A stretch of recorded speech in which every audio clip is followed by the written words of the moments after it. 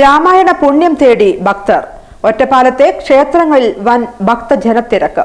തിരുമുറിയാതെ മഴ പെയ്യുന്ന കർക്കിടക മാസത്തിൽ രാമായണ കഥയുടെ സാരാംശം തേടി ഭക്തർ അമ്പലങ്ങളിലേക്ക് എത്തി.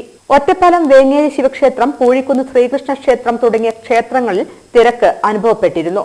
രാവിലെ രാമായണ പാരായണവും അമ്പലങ്ങളിലുണ്ട്. രാമായണ മാസം അവസാനം വരെയും എല്ലാ ദിവസവും രാമായണ പാരായണവും കർക്കിടക മാസ വിശേഷാൽ പൂജകളും ഉണ്ടാവും. ഇനി നാലമ്പല ദർശനങ്ങളുടെ ദിവസങ്ങളായിരിക്കും.